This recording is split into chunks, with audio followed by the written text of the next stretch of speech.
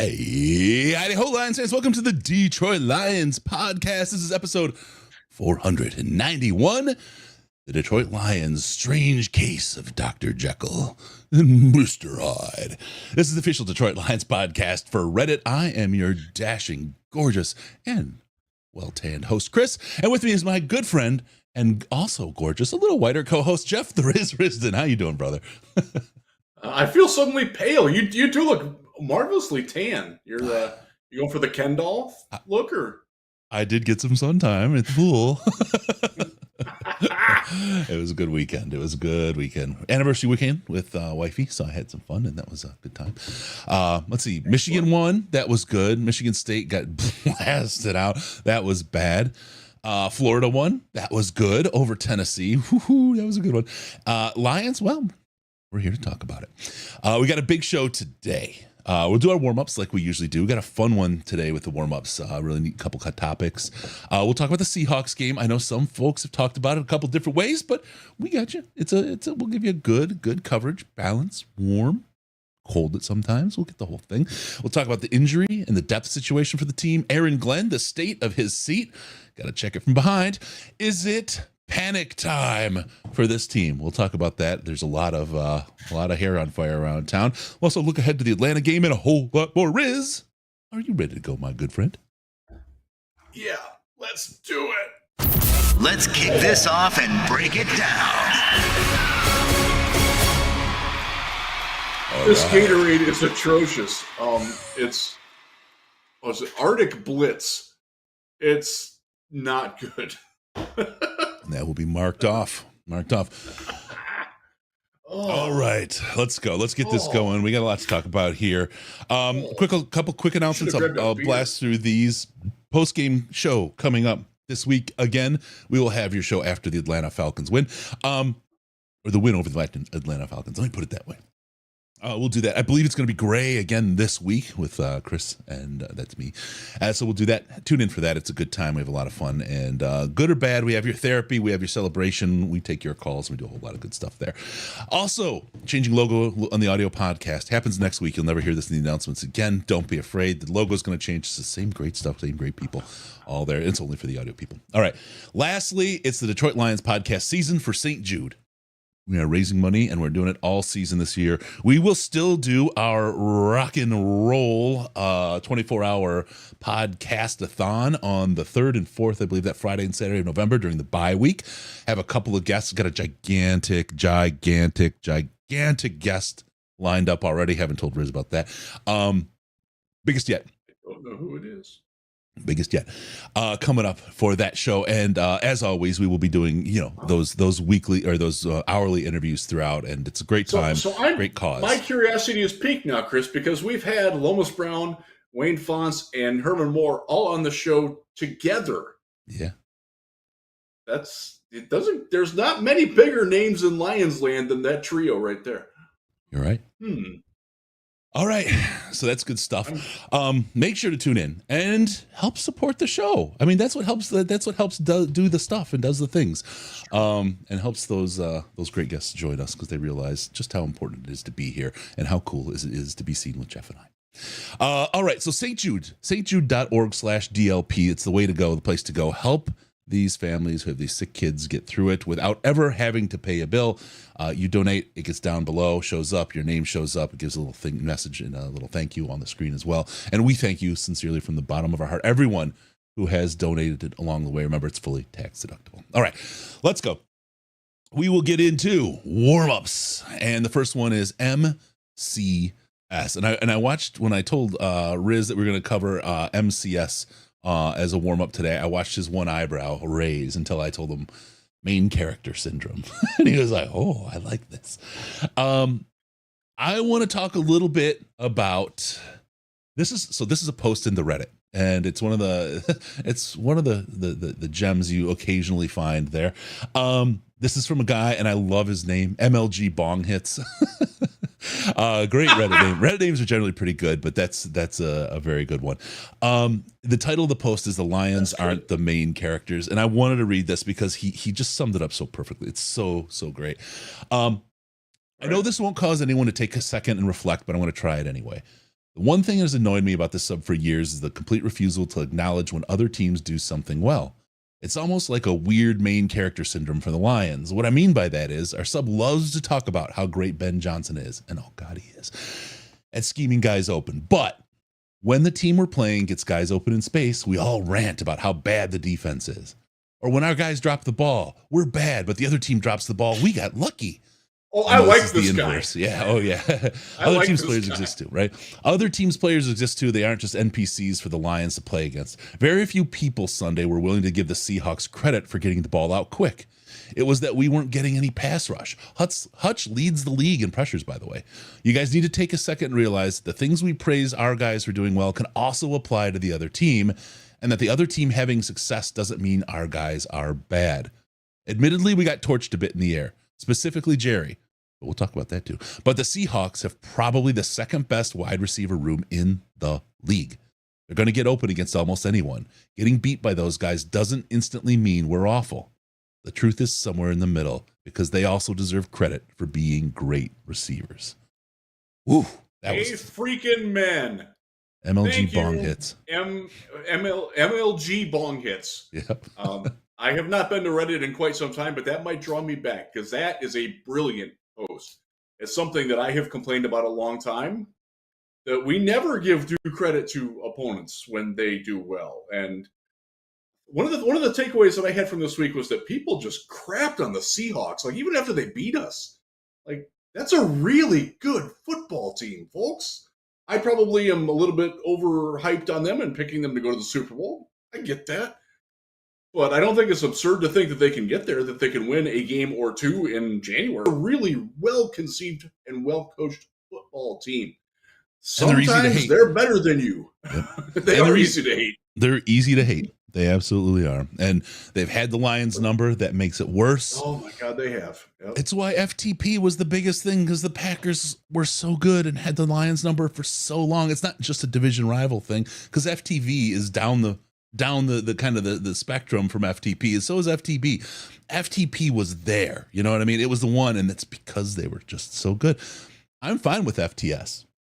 I hate Pete Carroll. I've hated Pete Carroll since he ran away from the dumpster fire he started at USC, and I hate USC. I mean, that's the thing. Like I know. And you lived there. Yeah, I was.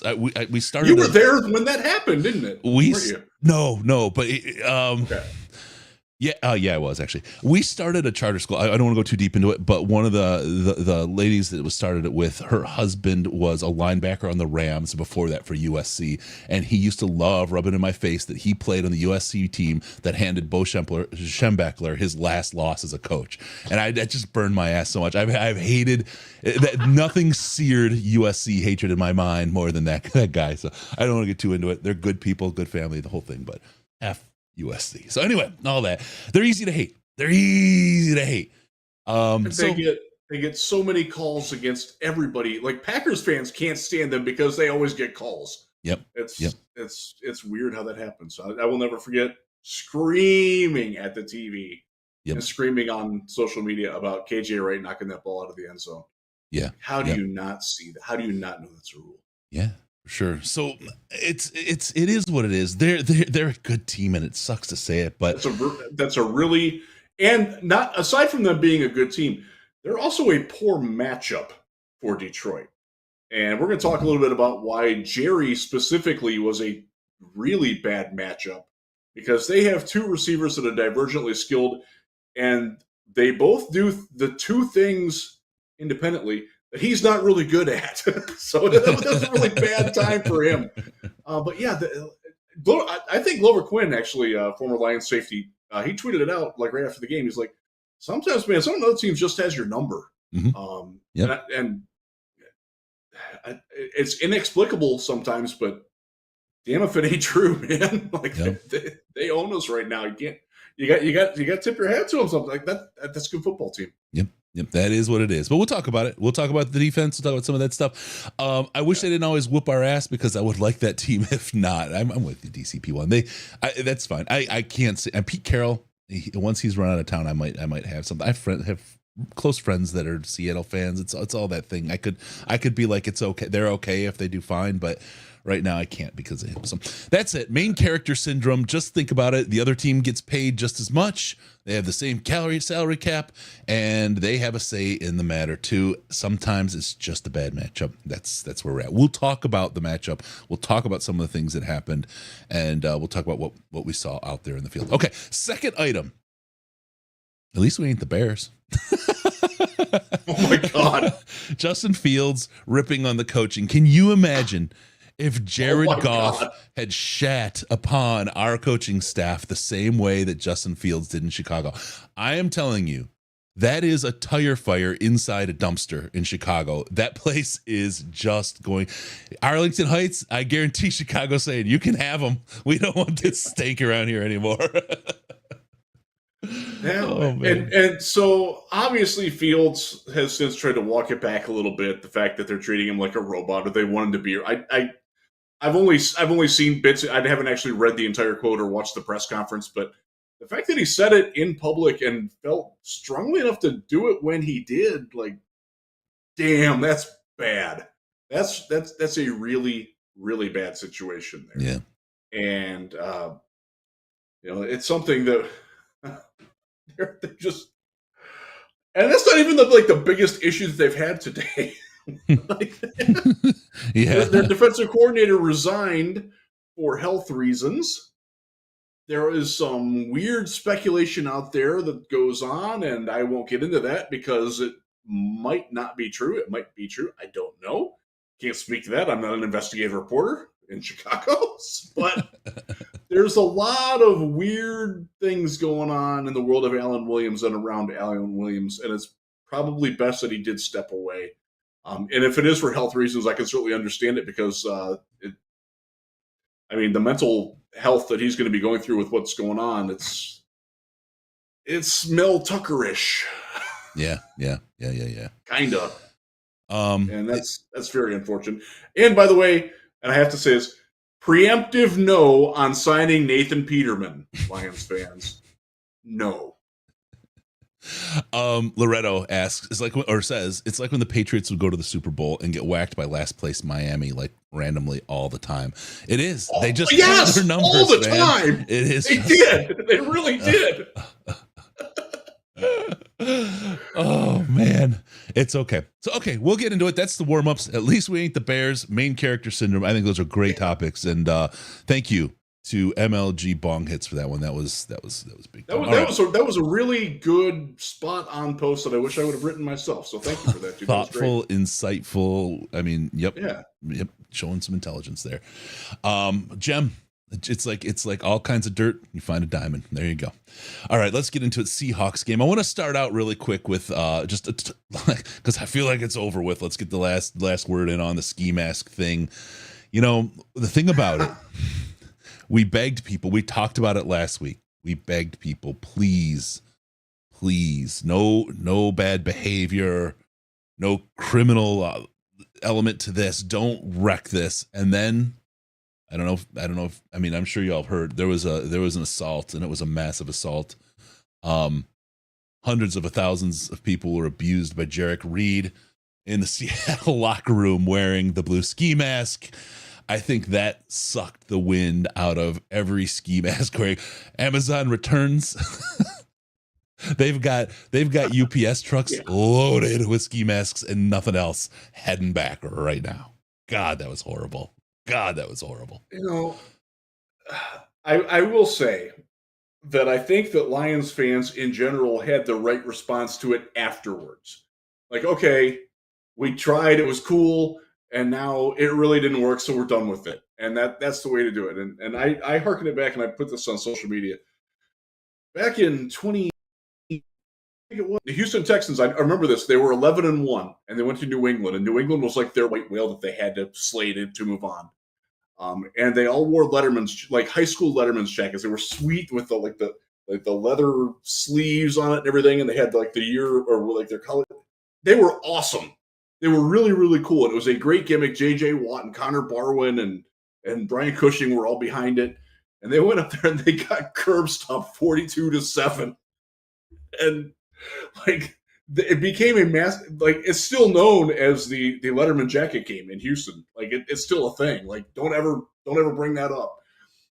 And like, but I remember J.J. Watt talking about, we weren't afraid to do that because we had enough confidence in ourselves, and it didn't work, but that's okay, because we had that belief. And I would guess that C.J. Gardner-Johnson who's the instigator of all this, would have the same reaction. Like, you know what? It was great. We tried it, dropped the ball, didn't work, and there it goes. It better to have loved and lost than never to have loved at all, or something like that. Prop comedy always sucks. Don't be prop football. just move on. Just go move on. And this is the thing. This is kind of Jeff Gibson has hit on it in the chats. The whipsaw here, and this is the Jekyll and Hyde reference from what we have today. Lions fans are ridiculous at times. It's not just Lions fans. Just to be fair, we lost one game, and fire everyone is ridiculous. We went 1-6 start the season last year. This team will learn from this. We lead division. We beat the Super Bowl champs, and everybody is ready to buy tickets to the Super Bowl this year. Yes.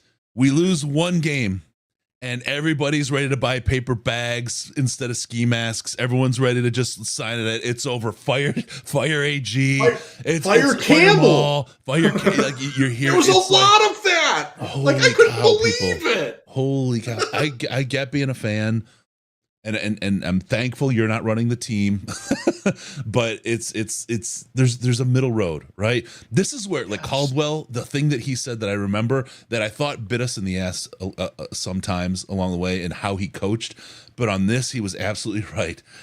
Never too high, never too low, right? And just ride it. Just it's okay. You're 2 games in the season. There's a problem with injuries. We'll get about this, but oh my gosh. Calm down, folks. Calm down. Remember when Aaron Rodgers had to teach people in Green Bay how to spell relax? Yes. I'll just say this about it. We lost 37-31 to a returning playoff team that we didn't force a punt on a year ago, that got better, that drafted the guy that most of you wanted in the first round to play the spot that Brian Branch is playing. Like, they're a good football team. We were -3 in the turnover ratio, and we lost in overtime on a game that was winnable. Mm-hmm. And it's not like we were awful. It's not like we were blown out. It's not like we were embarrassed. It was a close football. It felt like a playoff game, and my post-game write-up on it treated it as like, it feels like we just lost a playoff game. Yep. Like that, it had that fever and intensity and feeling to it.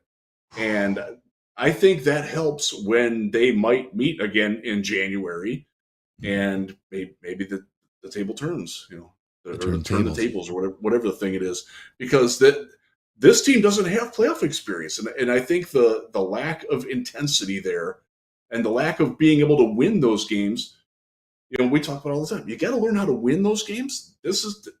They will learn how to win from this. If they don't, then we have a problem. Yeah. But we don't know that there's a problem right now. Does it suck to lose? Hell yeah, it does. I wanted to win that game. Because it was there. And I do think, not to go against what we just talked about with the main character system, I do think that the Lions were very complicit in their own loss.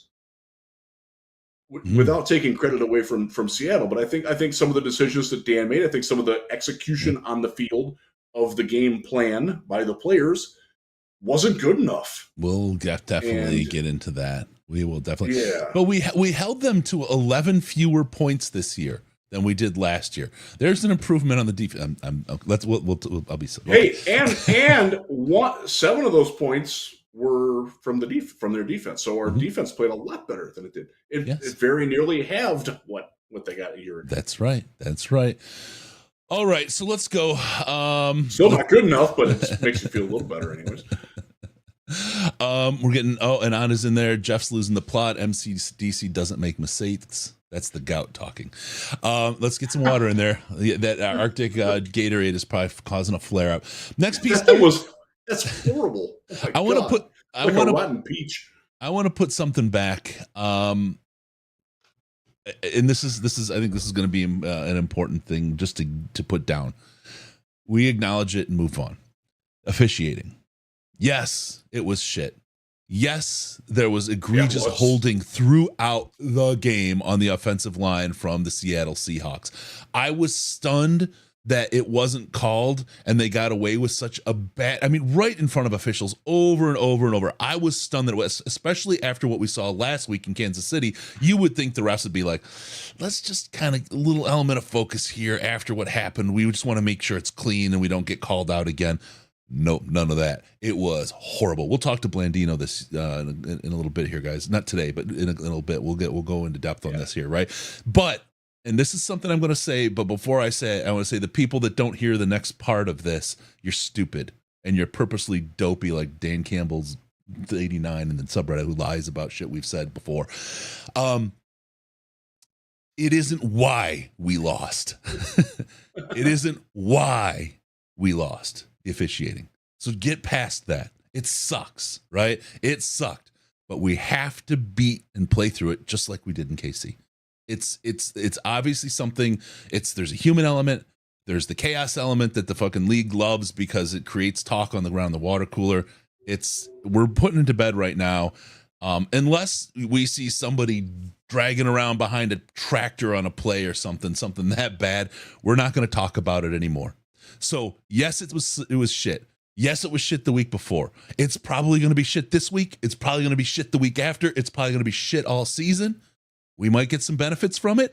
It was shit on the Geno intentional grounding play. It was a joke. My God. That was probably the worst call of the game, right? I would agree. Yes, So I would say that and the double the DPI on Kirby Joseph when DK Metcalf face masked him and they called him for the flag. God, yeah. Even after being face masked, I'm still not sure that Kirby was guilty of pass interference. Like, he didn't really touch him. Yep. He didn't. And I don't know where they came up with that call. That was awful. Yep. But it's not why. It's not why. No, it's not. And it sucks. And that's the thing I want to be clear about, right? Yeah, it sucked, but it's not why. So we're going to move on from it and be done with it. But it is. It's just the way things are going to be. They had opportunities to overcome it. Yep. As they did in Kansas City. I thought Dan's talking about it afterwards where he said, you got to play with the crew that you got. And I thought they did a good job of that in Kansas City. I don't think they did as good of a job of that in at home against Seattle. I will say Matt Nelson probably got away with as much holding as any Seattle Seahawks offensive lineman did as well. All right. Well, I'm talking to America here, Jeff. Hold on a minute. Let's get into the offense. Let's get into the offense. What did we see out there from the Detroit Lions on offense? And I'll just start off with, we put up 31 points on offense. 31 points should be enough. 31 points should be enough. This is an issue, and we're going to go into this in depth. We have Aaron Glenn as a topic on his own. We're not going to talk about it when we talk about defense here in the game review. Don't worry, we will get into this. 31 points should be enough against 90% of the teams you face to win the GD game in the NFL, period. Yep. Agreed. Can't dispute that. The injuries, we'll talk about injuries in a bit too. That's where my heart has fallen the most on this team, but we'll get to it. Offensively, I think the game plan was strong. I think the play that we did well. We'll talk about coaching as well, because that last drive has raised a lot of question marks. I have some questions about it, Riz. You may not. I don't know. We haven't discussed this ahead of time. We haven't talked about that. I'm happy to roll that up and see where we both land on that. But I feel like the offense did enough. And again, we're very much facing the same offense that, or carrying the same offense that we did last year that did so well for us at the end of the season. The pick six from Jared Goff. I'll talk about that. Yep, it sucked. But if Jared Goff throws one interception and it's a pick six every 383 passes, I'll take that. I'll take that in spades, period. End of day. I will absolutely take that. Yeah. So let's talk about that play for a second. Yeah. So there was some talk, and Dan Campbell and Jared Goff sort of contradicted one another on who was to blame for that. Goff pointed the finger at himself, and Dan, he didn't exactly point the finger at Gibbs, but he did say that the route was bad, and insinuated that it was more on Gibbs than it was Goff. So my take on it, I'll share that first. I did the film review. I got up at 5 this morning and watched the game and posted my thoughts at Lions Wire. Please check it out. Thank you. Mm-hmm. But what I said was, and I didn't remember this in the heat of the moment, but they had run the exact same play and pass 3 snaps earlier. And on that particular play, Gibbs sat. Like, as soon as he made the break, he turned and sat and caught the ball. It was actually a high throw. But Goff found him. So Goff threw where he was on that play 3 plays earlier, except he threw it lower and behind where Gibbs would have been on that anyways. But I don't know, man. Is it fair to blame them both? Because I don't think it was a very good throw, even if Gibbs was where maybe Goff thought he would be and wasn't. But at the same time, I'm going to trust the quarterback more than I'm going to trust the rookie running back to be where if there's a dispute about where somebody's supposed to be, I'm going to side with the veteran quarterback over the rookie running back playing a second game. I could be wrong, but I'm going to give Goff that benefit of the doubt. I think he's earned that. Yeah. Where are you at on that? I've been on Goff for a long time, right?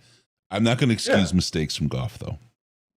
But I will say the one thing Goff has done from the beginning and through the time when it was the worst for Jared Goff in Detroit with fans and everything else, he took it.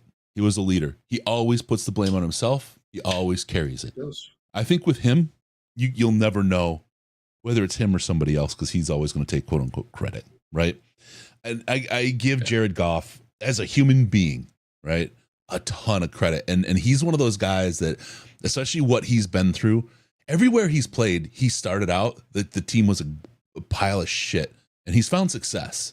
I mean, he's found a lot of success from every team started out and here we are. And I have faith that he's going to do it again. And faith is not a plan. I understand. Hope is not a plan. I understand that. I think they were out of sync.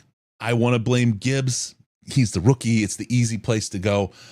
I'm not as concerned about it. I saw on the pick six, I saw he got his arm interfered with Nelson on the throw. There's a lot of things that kind of happened in there. It looked like I just don't think it was an ideal setup for anybody. Yeah. I don't think it was. I think there was a whole kind of number of things that were stacked tolerances, if you will, that created that situation. Again, if every 383 throws, that's what we get. Okay, I'm not gonna have a problem. So that's kind of where I'm at. I don't want to tear too much into it. You know what I mean? That's a single play, and I think overall, if I had that kind of a performance out of the offense all the time, I'd be in on this team, right? So I'm okay with mistakes happen. It's the NFL. I gotta say, Tampa Detroit Lion. We'll get to your question. Thank you for the super chat. Love the show. Well, let's do it right now. Question: what is really going on with Bugs, and will he play again? We'll just roll into the defensive side of the ball right now on the defense. Thanks to Tampa's question. We'll use that as a segue, as they say in the business. Not the scooter thing that you ride around to get the mail. Wow, you got a big. My neighbor has one. It's pretty sweet. He hasn't let me ride it yet. What's up with Bugs? All people not supposed to be on those things. What's that? What have you heard about Bugs? What's going on with our guy? He's paying for not working hard in the off season. Can we believe together that he's going to show up this week? He's going to play. I'm not sure, honestly. I don't know. So to rewind back to when he was in Pittsburgh, he kind of got a reputation for not being the easiest guy to coach there. And a lot of people chalk that up to Mike Tomlin, because Mike Tomlin is a kindred spirit to Deuce Staley, where he approaches things a certain way, and if you don't respond to that way, he's just going to get rid of you. Right. That's what Pittsburgh does. It's incredibly effective for them. It's worked very well for them. He's never had a losing season. This is not a diss on Mike Tomlin. It works, but it doesn't work for every player. Mm-hmm. And I wonder if the shades of that came out of Pittsburgh and why they gave up on Bugs started to show here, and they're either trying to see if he can overcome that on his own or else ship him out. And I don't know the answer to that question. I wish I did, but I don't. But I think we'll learn a lot if they're playing Broderick Martin over him this weekend, and that could happen. I have a sense that Broderick and Bugs will be in the game, and I'll tell you 2 reasons. Bugs being in the game is out of necessity because of what's going on at the position. Number one, Pascal's out. I think also you got a running team, and you're going to want some guys to be getting air while you got guys playing. Yeah, you need some run stopping because they play 22 personnel a lot. and we'll talk about Ash later, but definitely watch his tomorrow. He talks directly about that. But the other part is that if you're gonna ship Bugs, he's got to get field time. Otherwise, people are gonna think something else is wrong. He's got to get out there, so you've got to get him time in spot so you can get rid of him. So even if you think he's bad, tough to coach, and not going to give you, and you're going to have to trade him away, then he's still got to be on the field. I think this is the perfect time to put him on the field. Bugs will be on the field, and I think his attitude and his play this week, next week, and going forward will just determine what his future is in Detroit. I want to go back really quick on the offense, really just to talk about one thing. Taylor Decker was out, said that Panay was likely not going to roll over into Decker's position. Of course he did. I'll tell you, it's highly indicative. It's the one thing it was in my head and I didn't say it out loud. That means Decker's going to miss a couple of games. If you have a situation where Decker's going to miss one game, I don't think they would have done that. But if Decker's going to miss a couple, then you start reshuffling the line like that and make those kind of moves. That's why that would happen. So, and I heard later in the week that they were starting to practice that way. So, yeah, they actually. So last Friday, Friday was the last day. The Thursday game still thrown off. I guess Tuesday. On Friday, Halapulavati Vaitai was the left tackle for most of practice, for the entirety of the practice portion that was open to the media. So maybe that was just chicanery. Maybe that's trying to make Pete Carroll think. I don't know. But it was interesting that they did it. I thought they did well. I thought I will give Matt Nelson some credit. I thought he was good. He was better than I thought he'd be. And that is more for my low expectations of him rather than him being like great. But like he was fine. He was not a problem. They scored 31 points and turned the ball over 3 times. Like he did well enough. Sewell was not as good of a run blocker on the left side, and I think that's just he doesn't have that practice reps there. And there was one time where he was beat, and you can see it. It's in the third quarter. It's on their second drive. He's setting up in pass pro and fired the wrong hand, like because he's so used to being on the right side.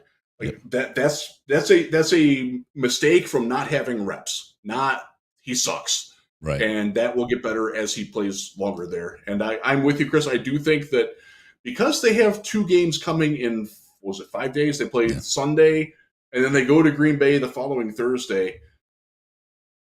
You can't ask injured guys to play both. You kind of have to pick one or the other because then you've got 10 days again before Carolina. And like that will be the time. That's why I don't think we're going to see David Montgomery Sunday. I do think we'll see him Thursday, but I don't think we're going to see him Sunday against Atlanta. Yeah. Ooh, that's interesting. Decker, that's a quicker return than I thought for Montgomery. That actually warms my heart, Riz. Let's get into injuries in a little bit. Yeah, we will. But I think you're right. I think we will see the same offensive line. Well, Vaitai won't be playing. Greg Blasco will be your right guard. But I think you're going to see Matt Nelson at right tackle and Sewell at left tackle. I think the experiment worked. And props to Hank Fairley for getting it ready. Props to Dan Kimmel for trusting him. And you know what? Matt Nelson, I crapped on you all summer, dude. You shut me up. Good for you. Yeah. Do it again. Please. Awesome. Please. Yeah. And Evan Brown going down. Because he was solid. Yeah. Evan Brown going down, I felt so bad for the guy, but by the same token, I'm like, should have played for the Lions, man. Sorry. All right. So, hey, really quick. Yeah. Pat he did come back. Yeah. Yeah. Pat D, thank you, sir, for the wonderful super chat. You guys are the most generous folks in the world. I love our audience, the folks I've met doing this. You guys are some of the very, very best people on earth. Scale of 1 to 10, how worried are you both about the team going forward? I'm confident in Dan. AG does concern me. That was a tough matchup. Goff's touchdown drive after the inception sold me on Goff. Let's just do the 1 to 10 thing, because Pat, we will cover the other stuff 100% in the show coming up. How worried about your team are you going forward, Riz? I mean, they're better than I thought they'd be right now. I thought they'd be 0-2. So I'm still where I'm at. I still think this is the NFC North champion and hosting a playoff game, and anybody that they play in the playoffs they can beat. Yep. I don't think they're going to win more than one playoff game, but they could. It depends that run at the end of the year, right? What does that run look like? Yep. And your health. Like, will James Houston be back? Will C.J. Gardner-Johnson be back? Because Dan Campbell opened the door for both of those potentials today. You know, will Vitae be healthy? Like, there's so much that happens between now and then. Literally 15 games. Like, we're still in summer. Like, the playoffs are in winter. Like, there's a whole season in between there you gotta go through. Yeah.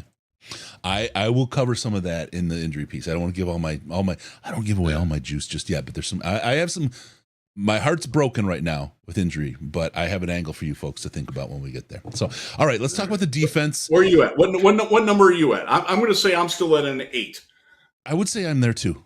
We expected to be. Okay. I thought it was very, very likely we could be 0-2 right now, and I never ever would have predicted a 1-1 was us beating Kansas City and losing to Seattle. That never would have crossed my mind, right? And so that crosses up the wires. I think that crosses up people's wires because we beat the Super Bowl champs and we turn around and we choked against the team we were at that point supposed to beat, right? And people are like, what? I think we were favored to win that game. Yep. I think Campbell's absolutely right in his sense that this is good. Because frankly, the ski mask stuff and some of the other stuff going on, there's a lot more swag in these boys' walk than they had earned. And I think that this is kind of a good, like, little bit of break, a little bit of foot pump. We still got work to do, gentlemen. We still got work to do, and that's what we have to do. So I'm still 8. I still feel good about it. I think Dan Campbell as a coach is going to be solid and be able to put and put a great season together with this team and the leadership from Goff and his ability to deliver. I'm still at an 8. I'm with you on the 8. All right, defense. Everyone wants to talk about AG. We will talk about AG. AG warrants his own topic, okay? So we'll get into that. I promise you we will talk about AG. But we're just going to talk about the defense more broadly today. And I want to talk about Jerry, Jerry Jacobs. He was on TV a lot. His name was mentioned a lot. And not in the context of Jerry. Well, it's kind of stinks. It doesn't happen often when you're a cornerback until you get to like Sauce level, right? And then they talk about you because of how great you are. When you're a Lions cornerback right now, you don't want to be mentioned. And Jerry did get beat. Jerry got beat a couple of times. It happened. It absolutely did. Bad game. He had a bad game, but there were times when I watched Cam Sutton covering DK, and he got beat just as bad. He just didn't cover him as often.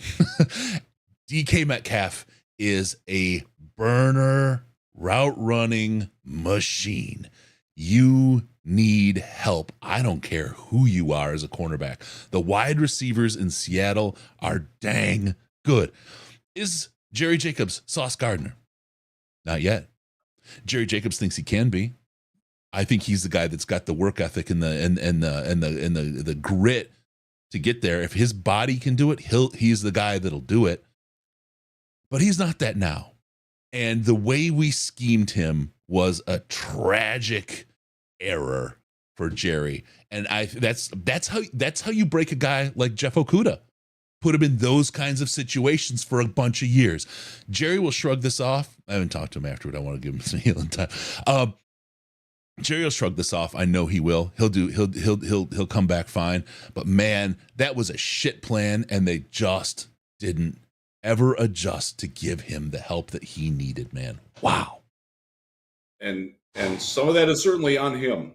He did not So there are two things that Jerry doesn't do well. He does not flip his hips and trail well. That's not what he does. That's not the kind of cover guy that he is.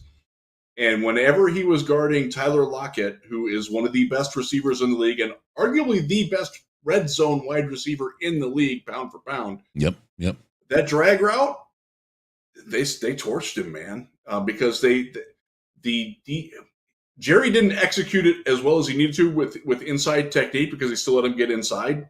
You can't do that, Jerry. Yeah. But they set him up for that very well.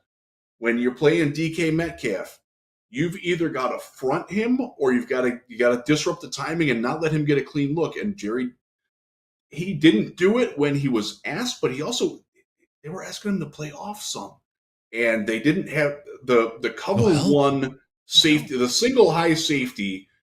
You can't. That's a terrible defensive call against that specific football team. Did it help stop the run? Yeah, it did. Was the run the problem? No, it was not. And Seattle was smart. Again, give credit to Pete Carroll. Give credit to, I forget who their offensive coordinator is. They understood what Detroit was doing defensively, and they countered it incredibly well. And Aaron Glenn didn't adapt to that. His players also didn't adapt to that. Now, where I'm going to get on Jerry a little bit, dude missed 3 tackles in that game, and 2 of them he was diving at feet that weren't there anymore. I know he knows better. And I know that he's been told he knows better by people in that building. And I don't expect to see that again from Jerry. I expect him to bounce back from that. But as far as the coverage thing, like was DK Metcalf one of the first 3 or 4 players taken in like every fantasy league? Like there's a reason why. Like he's really freaking good. And that's the thing. That doesn't excuse Jerry. It's context for what happened to Jerry. Exactly. He's got to play better about it. Like there's no question. And you know, there's all the debates about do we need like I don't know who else can replace him. Like Brian Branch is not an outside corner, folks. That's not what he does. And with Gardner Johnson out, that role isn't open anymore either. Do you really think that Chase Lucas is going to do better against DK Metcalf and Tyler Lockett than Jerry did? I don't think so. Stephen Gilmore was inactive. I kind of don't want to have a 168-pound rookie guarding DK Metcalf. Like, there's not a lot of options there. Yep. Emmanuel Mosley, don't expect to see him before Carolina, if even then. Like, you got to go with what you got. So, can you help Jerry? Can you maybe split your safeties? Can you maybe shade your free safety? But it's again, let's not get too much of this main character syndrome, right? And I'm going to say straight up, Jerry didn't play well. He probably played one of his worst games. Number 1. Number 2, the way we schemed did not do him any favors. But when we talk about main character syndrome, like we opened with, thanks to MLG bong hits. Those wide receivers are damn good. I don't care. Nobody plays them alone. Nobody plays them. We took a guy who's not quite built to cover one of those guys one-on-one and told him to do it. That's it. Jerry's a starter. I see it in the chat saying he's not a starter. He's a starter. He's an NFL starter. He was just put in a terrible position. Is he a cornerback 1? No, he's not right now. But he's a competent CB2. So we'll see what happens. It's going to be interesting. But Jerry had a bad game. It sucks. It happens to everybody. CJ had a bad game. That opening penalty was. I just knew. I was like, man, this is. I don't know. I mean, I get you get worked up. First game though, or first play of the game, right? Or second play. I think it was the first play of the game in the defense. That was just an absolute disaster. That was a disaster. You can't be that out of control that fast. That is an absolute lack of discipline. That's all that is. Oh, that frustrated the hell out of me because I know how good he is, right? He was not in his right thought process there. He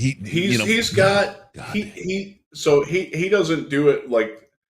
He reminds me of professional wrestling and with the hype and playing to the crowd and building that up and you know their whole Ric Flair, woo, like that's the kind of personality that he is and while I don't watch wrestling, I think there's a place for that, man. Mm-hmm. I think this team, quite frankly, needed that. Yeah, I think that's something we've talked about a lot.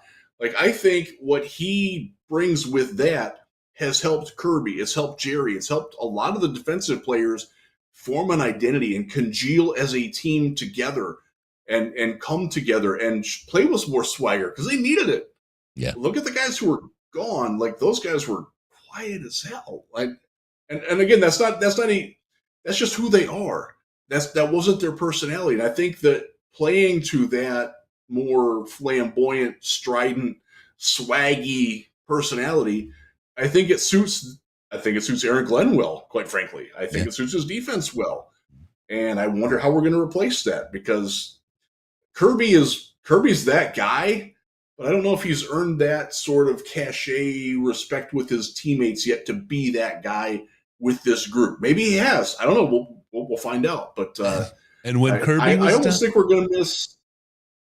I think we're going to miss that from CJ a lot, because I think Brian Branch as a player can do as good as CJ Gardner. I really do. But Brian Branch is not that guy. That's not his personality. Yep. And I think that change, we're going to see what happens with that. And I don't know what's going to go with that, but that's something that I'm definitely going to be watching for going forward. Yep. I think I'll just say, when CJ went out and Kirby went out with a hip, I just sat there and I tweeted it or X'd it. I don't know, whatever. I'll probably say Twitter to the day I die. Yes, that's why I didn't even answer, and I would just laugh when people would say, "Shouldn't we trade Tracy Walker? Shouldn't we trade Tracy?" Man, secondary injuries have plagued this team since the beginning of time. I would never, ever trade off a guy like Tracy Walker. When Kirby had to go into action last year, everyone's like, uh-oh, right? We didn't know what we had, and we were damn lucky to have Kirby. We have depth. Do not trade away your depth. Tracy Walker, $11 million. Oh, who's going to pay $11 million for a backup? I will. If we're already under cap and he's signed and that's the team, I'll take it. Because depth is one of the things that, as we see after this week, is a crucial part of any team that can have a possibility to do something and do damage in the NFL. So there's that. I'm going to ask this. I'm going to ask this rhetorically to the chat. Would you rather have Tracy Walker playing that position or Will Harris playing that position? Because that's your options. Trade Tracy. I wanted to see Will against the Seahawks this last week. That would have been great. Okay, there you go. So that's the defense. The defense had a tough time. And we'll get into, like I said, the AG thing. But let's talk about coaching outside of AG this week. The only note, I mean, it's all in my head, I just have a note here, is oof. Coaching was confusing at times. All grit in the first quarter, and then you play for the tie at the end. And I understand.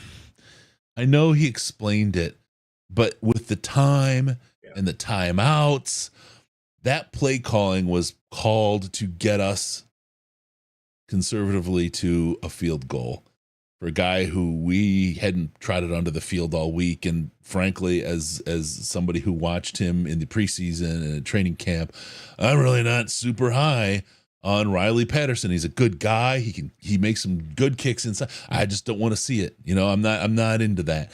I wanted us to go and put the points on the board and walk away with that W before the end of regulation. I believe, and look, Coach Campbell's a smarter football mind than I'll ever be. So I'll put that out there. But I believe that we need to be more aggressive in our play calling at the end and go for and get that. Now, I get your fourth down at that point. You got to kick it. And you got to take the 3, right? You have to. Yes, you. But what we did in the 3 downs before that, not so much. I wanted one shot. One. Take one. Yeah. Didn't get that. Yeah. I think the way that the game and the time was set up, they had a chance to run something with Sam Laporta, with Khalif Raymond running to his outside, and let Goff pick and choose because the Seahawks couldn't cover either of them all day. And I do think that one of the failings of the offensive coaching staff in this game was that they ignored Kelly Freeman again. Yes. And when you watch the game tape, Jude was open a lot, and they're not using him that way. The flea flicker. I was like, oh my God, JMO gets in. That's his ball every time, right? But there's Khalil. Yes. And I'm like, Raymond's out there, guys. Why in the F aren't we using him? He was, I forget the yardage numbers last year, but he was a good receiver. He was reliable. He was a stick moving guy. And why is Marvin Jones? I don't know. Yeah, Marvin did not have a good game again. Nothing bunt drops, man.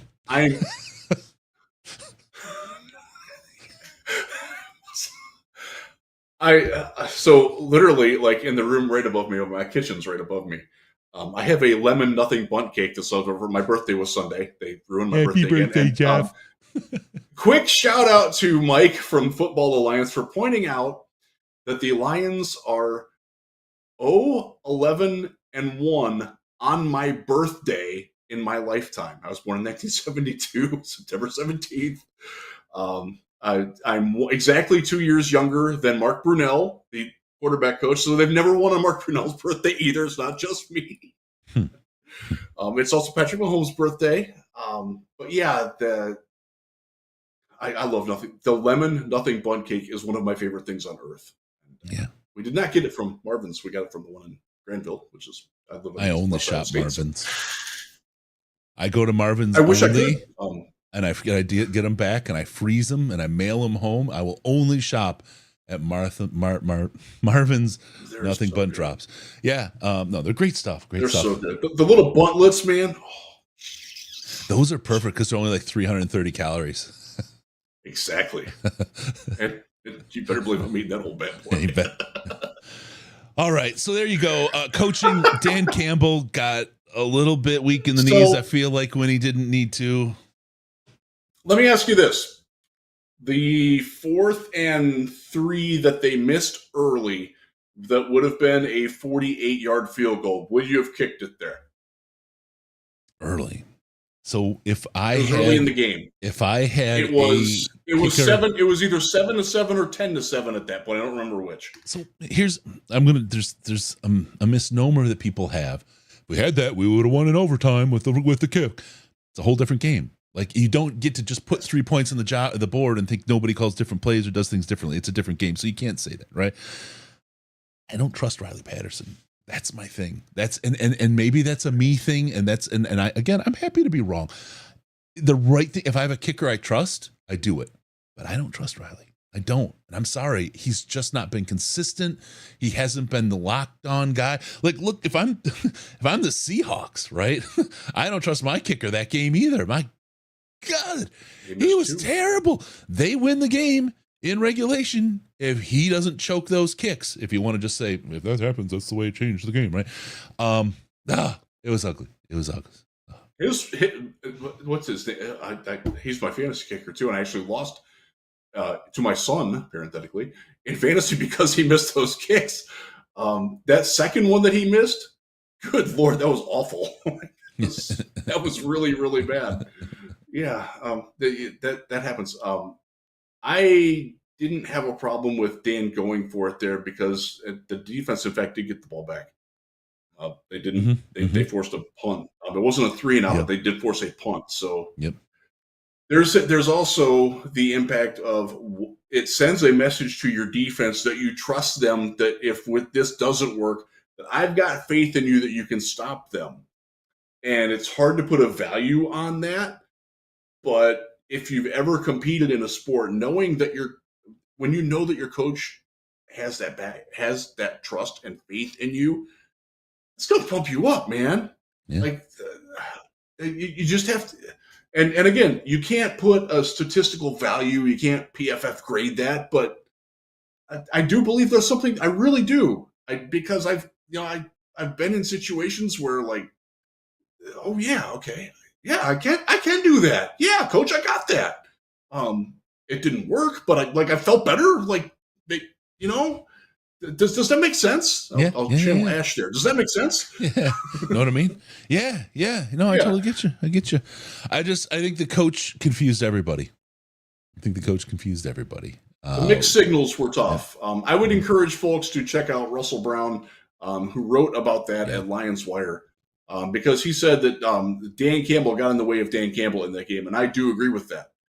And I think that Russ very eloquently did that. By the way, he's got a nice video coming soon. They're recording it right now. Can I tell you how awesome Russell Brown and Scott Bischoff were together? Holy smokes, man. That was like I know they're good, right? I know they're such good minds, but together, the chemistry they had, I was like, man, these guys, they put together. Both dudes that just love football and love talking football, and they explain it in a way where if you don't watch football closely, you can understand what they're saying. And I have a tremendous appreciation for that. Yeah. Great job, gents. Yeah, definitely check out their videos. Bish and Brown is what we got coming from them. It's great stuff. You guys asked for it. Detroit Lions podcast delivers. We have content every day, doubles every day. It's the fire hose of content for you folks. And I'll tell you what, another one, like I said, Ash has got something coming. I'll touch on it a little bit more, but boy, he is the kinder, gentler Ash.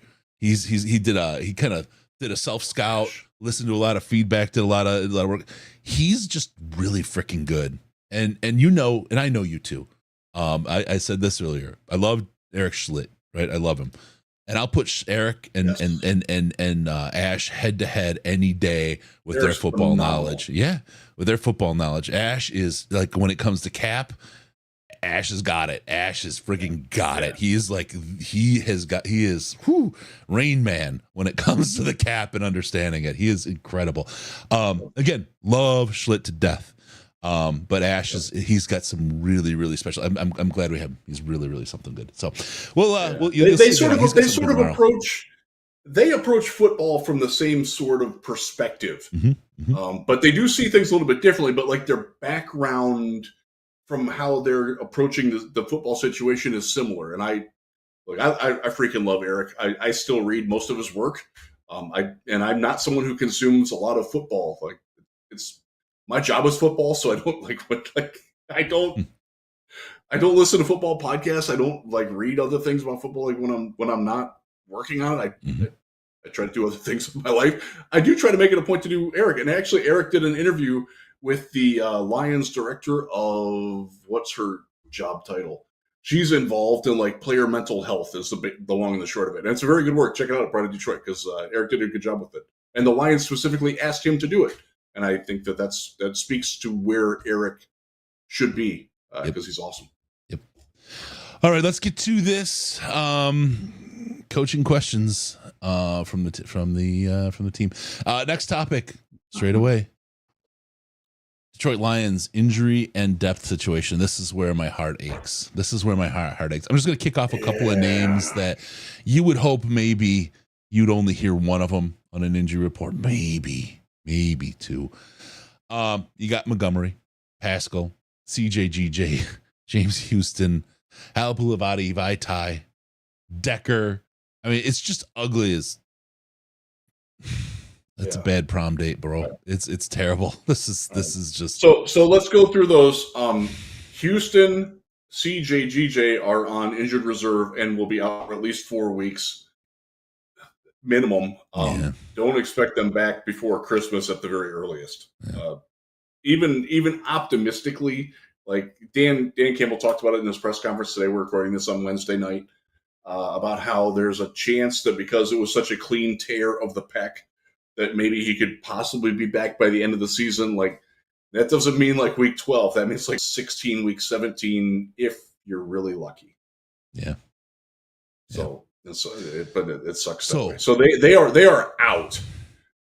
Decker, Mosley, Vaitai, Montgomery, Pascal. Actually, did they put Pascal on IR? Yeah, they did. But Pascal's on IR too. So he's also out for 4 weeks. Yeah. 3 more. God, dang. All those names. Like I said, 1, maybe 2, but so you got Decker, he's likely out this week, probably out in Green Bay, and then I expect him back after that. No insider info, but that's my expectation. Montgomery, you had talked about him before the show really quick, and I want you to talk about that. Or it was during the show. Sorry, no, it was during the show. So yeah. I, from my understanding, is that it's a thigh bruise, and like as long as he can plant hard and do, because what's David Montgomery best at? He plants those feet hard and cuts hard off of it. And if your thigh doesn't respond to that, it's tough, and he can't do what he can't do. But it's not like nothing's torn. He doesn't need surgery. It just needs, rest, massage therapy, things like that. I think it's a case of they can sit him Sunday, and then it will be, 12. It'll be what, 14 days, 13, 12 days. Yeah. I can't do math. Yeah. Before Green Bay, and I think he could play in Green Bay, especially because that's a night game. It's going to be a little bit colder out. I think because you want that. I don't know, but you want it heated up, so that doesn't make any sense. Forget I said that. Well, you talked about the massage therapy. I mean, you think about it. If it's Deshaun Watson, he's got double the time out because no one's going near that cat. Can I get diverged real quick here? Yeah, that How do you give up? How do you give up negative yardage and a half with an 11-point lead and lose? I don't understand how you do that. And by the way, Nick Chubb. Oh God. We are certainly snake pit with injuries, but damn, man, that I don't know anybody that doesn't love Nick Chubb, whether you're a Cleveland guy or not. Like he's there's not a better karma'd human being. And the fact that he got hurt doing and this doesn't look good like that. That sucks, man. Yeah, I hate that for him.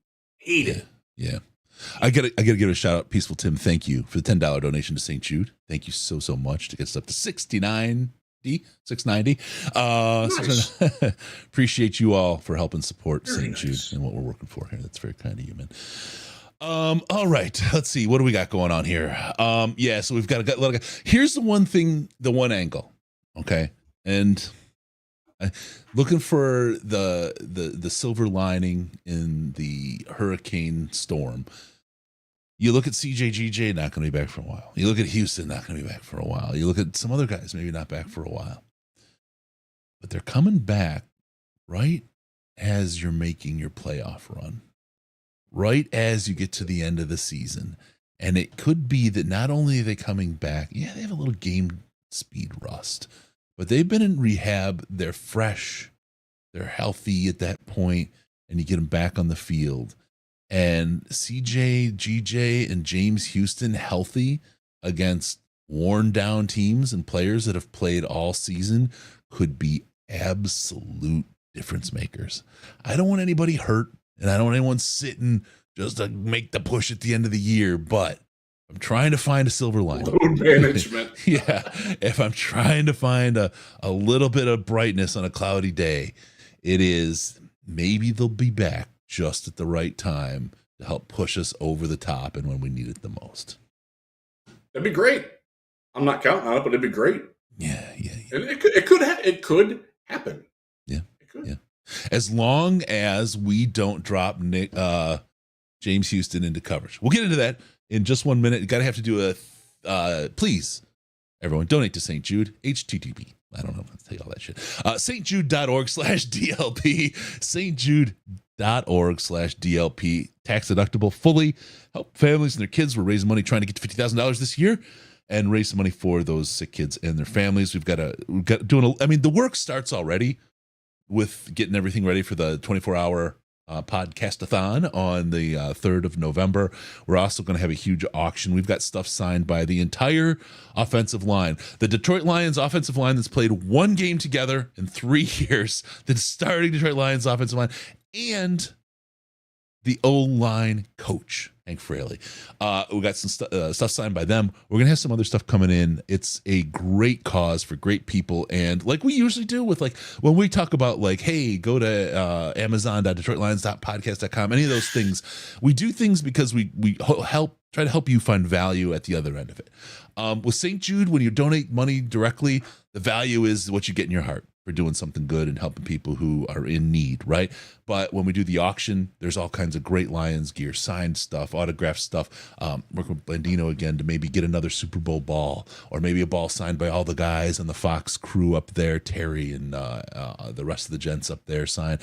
Has some really, really cool stuff coming in that auction, but help us out. Hit the stjude.org/DLP. Help raise money to help these families. It's a really big deal, and we really want your help to get to that $150,000 or that $50,000 mark, which would push us over $150,000 raised total in the years that we've been doing this. So thank you all for helping out. stjude.org/DLP. All right, here it is, the topic of the week. A lot of people talking about Aaron Glenn. Aaron Glenn, trouble on the horizon. What's the state of his seat? Let's get a look from behind. Do we see fire? What's going on with Aaron Glenn? I want to just start. Let's start here. The Kansas City game. Okay, let's start last week when everybody was still high and everybody thought everything was great and we were going to win 153,000 games this year and next year, and then however many years that equals. We held them to 20 points. That defense operated against. It's a defense. Oh, we can't stop a mobile quarterback. We can't stop Patrick Mahomes. We stopped Patrick Mahomes and a mobile quarterback. We didn't have to play Kelsey. Yeah, that's true. Doesn't matter, right? They're football players. They're all pro football players. We held that team to 20 points. Patrick Mahomes, the great, the enigmatic, the honorable future Hall of Famer, Patrick Mahomes, held them to 20 points. And what we saw there, frankly, is probably good to know if we were to happen to see that team again this year. And people were talking about that after that game. People were talking about that as if that was a potential reality, that it was a real deal, almost written down, that we were going to see the Kansas City Chiefs in the Super Bowl this year. Hey, we played great against a really, really good team. Okay? Yes, we did. Then we had a matchup in Seattle Seahawks, which wasn't as good. And we lost in overtime. We stuck with that team. Our defense was definitely cheeks. Our offense was able to keep up with till within regulation. We kept up with them even through all those injuries. And then 3 turnovers too. Yeah, 3 turnovers. In the end, we just couldn't pull it out. The defense was obviously the thing that we point at. And now immediately, we've heard the calls for Coach Campbell. I think that's just ridiculous. I think those people are professional high-ons. But Aaron Glenn, the thing There's about a lot Aaron of them, Chris. Yeah, there's a lot of them. Yeah, it's legal now. Aaron Glenn is a guy we've seen this story before from. We've seen this exact problem. And I'm going to use Jerry as an example. When Jerry's getting torched in the first and second quarter, I'd expect someone to put help out there. I'd expect something to change in quarter 3 and quarter 4, and nothing changed. We didn't change a thing. James Houston, I understand the play. James Houston running in coverage. I mean, Hutch got an interception doing that last year, if you remember, right? I mean, it's not a standard operating move. I understand that, but there's a lot of questions about Aaron Glenn and his ability to coach this defense. There's some good we saw this year, but this week was bad, and we've seen exactly like this before, Riz. I want to get your reaction. I want to get your thoughts on Coach Glenn. And you had really quick before you do, you had a great article that you put together on this at Lions Wire. Thank you. LionsWire.usatoday.com. Check it out. Great stuff there all the time from Riz and Russ and Zach and the whole crew. Really good stuff there. This is a good article on Glenn. I really ask people to read it because it's a valuable read.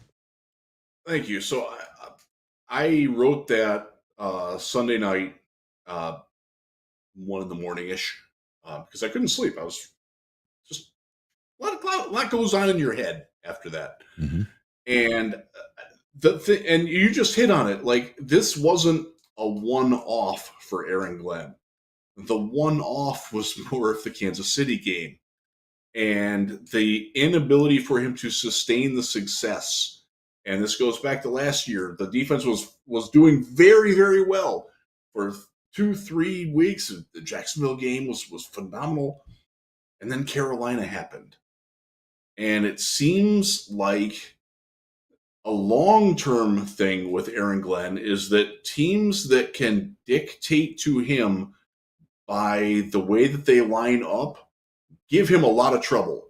Like when he can dictate to the offense, like I'm gonna line my slot up like he's gonna blitz, and then he's either gonna blitz or we're gonna do something else.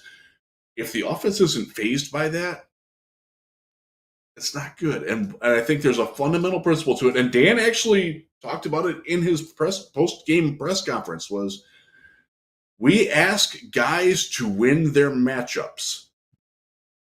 And that's not a great way to run a defensive scheme when you don't have an overabundance of talent. I think Aiden Hutchinson is capable of doing that. Yeah. Like, yeah, dude, we were talking about dude theory in the Slack a lot today. I appreciated that. That was good. That was a good conversation. But when you don't have, you've got. I mean, look, Aiden Hutchinson is there. Like he's an impact player. He does lead the NFL in pressures generated. Now, some of that is the fact that he's playing all the time. Played over 90% of the snaps last. Like that's asking a lot, man. Yeah, like who was the guy creating pressure on the last play? Should have gotten a holding penalty. Won't argue with anybody about that. On the he played, I think 70 or 68, something like that. Like a ridiculous number of snaps for an edge player, and he's still out there. Like, but they don't have like John Kaminsky, Josh Pascal when he's in there, Romeo Okwara, Alex Anzalone, Kirby Joseph isn't like they're good players, but they're not like impact guys that make the offense worry about them.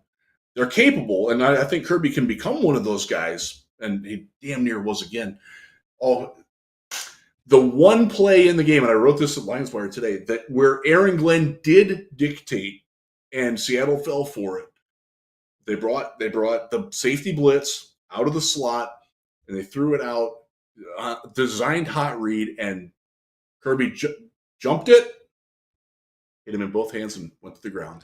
That was a pick six. Both fingers. That was a game-winning pick six right there, and that tells me that Aaron Glenn still can scheme things up. And that was my frustration with him, and it was my frustration in Carolina. It's been a frustration. It was frustration in the New England game last year.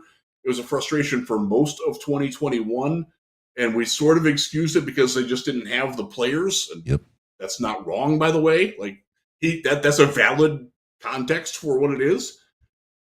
But it feels like there are times where and I talked about with Brandon Kerr on Twitter a little bit. He is a Bill Parcells guy. And if you go down from Bill Parcells being the top of the tree, there are branches. And one of the branches is Romeo Crennel, and he sort of goes over here. And the Rex and Rob Ryan come in another one over here. I know Buddy was their dad, and he does some different things, but by and large, they are Parcells people from the Parcells principles. And in general, you want the Crennel tree. And Aaron Glenn is from the Ryan tree. And if you know anything about how Rob Ryan's defense, Rob specifically, the one with the long hair, not the one with the electric teeth, they're not good. Rob Ryan has some truly historically awful defenses under his name. And one of the reasons why is because it goes back to the theory. And again, this is Dan Campbell that said this. It sort of shifts a little bit of the burden off of Aaron Glenn, and makes me, frankly, a little bit anxious about Dan Campbell asking guys to win on their own as your only real threat to stop the offense. That's not going to work against good offenses. It's just not, unless you've got the defense that had Willie McGinnis and Teddy Bruschi and Mike Vrabel and who are their I don't even remember who their cornerbacks. They were great, though. Unless you're loaded, it doesn't work. You've got to find schematic advantages. And I don't think that Aaron Glenn looked for them well in this game.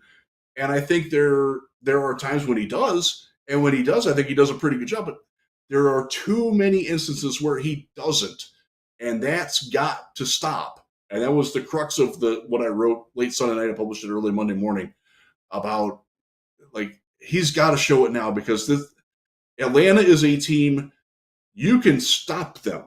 You can beat them. I know they just put up 446 yards of offense against Green Bay, but the way that they did it, I think the Lions can stop that. Not to jump ahead, but it's going to take more than just having your front 4 or 5. Just go beat that guy. No stunts, no twists, no asynchronous rushes, none of that Jim Schwartz crap that we loved for most of the time, and Cleveland really loves now. But the gimmicky stuff like that, the Jim Johnson tree, which is from a different defensive coordinator, the Wade Phillips stuff, I wish he would incorporate more of that and be less like a Ryan brother, because I do actually really like Rex, and I know him personally a little bit. Like, he's a good dude. I genuinely like him. I don't ever want a Ryan brother coaching my defense, and I wish that we would stop going down that tree further and further. That tree is the ugly stick. I don't want to get beaten with the ugly stick anymore. Riz, it's too late. No, yeah, I just I don't disagree. I see Jameson. We're overreacting about the defense. I feel like maybe if it was just one game, and the thing, it's not one game. This is where the 2 years of being historically bad. This is where but end of last season, not a problem. It was very good. But the replay that we're seeing of these things happening again, I don't need to go 1-6 at the beginning of the season and barely miss the playoffs. I'm worried that they figured out the Aaron Glenn defense that was hitting on most cylinders at the end of last season, and they're already beating it this season. I don't want to start this way every year with our defense. Now, that being said, people are doing a lot of talking about Aaron being on a hot seat. There seems to be two camps. Some people saying Campbell won't fire him. He's his friend. I'm sorry. Campbell's friends with A. Lynn. Anthony Lynn is his friend, and he let him go mid-season before the Pittsburgh game. We told you about it. And that's what cleared the way for Ben Johnson. Nope. He's not going to hang on to Aaron Glenn. He's not going to hang on to him if he's not doing. The other thing I'm going to talk about is there's somebody in the room that could pick up that headset right now and take that role in John Fox. We didn't have a John Fox last year, right? So they shook things up last year with Aubrey Pleasant and got people's attention. But John Fox, and frankly, I like John Fox a lot. I like John Fox a lot. I think he could do a lot for this defense. And I think we have a succession plan in place. I think the hot seat is not just angry fans and, it's tough. I think the hot seat is we have your placement sitting right here, and he's pretty freaking good. So you better turn this around and make it work. I have a feeling that John Fox will be coaching Aaron Glenn a bit in the meantime and helping him try to turn it around. Because I don't think he wants to be out there on the cold sideline, though. At the end of this year, we don't have a whole lot of cold sidelines in our schedule. But I think that as this leadership group works, that they try to help each other succeed and want each other to succeed. But I would not be completely surprised if we saw John Fox on the sideline with a headset this year if AG can't turn this around, can't get this defense together. It's too early in game 2. Yes, it is. It's too early to jump off. You can't make the rash decision on that. Again, 10 days or 2 weeks ago, we were talking about Super Bowl. Like, people were like, why aren't we number 1 in the power poll? We just beat the number 1. Like, yeah. Peaceful Tim relieved him of Aylin of play calling, but kept him in salary for the year. Yeah, who cares? Yes, he did. I will tell you, it was okay. It was fine. Don't worry about it. They treated him with respect and let him find a way out. And that says a whole lot for being able to attract talent in the future. Don't worry. He didn't have a hand in the cookie jar after it was done. All right. That's Yeah, that. There, I think John Fox you have a great backup plan in place. You can pull the ripcord when you need to. And frankly, after seeing what he did with Aylin and what he did with Aubrey Pleasant, I don't think that Coach Campbell's going to have a problem pulling the ripcord. Because what's the old thing? 3 envelopes, right? The third envelope is prepare 3 envelopes, right? yeah. You're in year 3 of Dan Campbell. He's kind of running out of people to fire before it crawls up to him. And if he doesn't fire people, it's just going to get to him faster. So he's not sitting on I agree with that 100%. He's not sitting on a buddy because he knows it means something to him and he wants to win. The one thing that you can say about MCDC is he's a competitive motherfucker.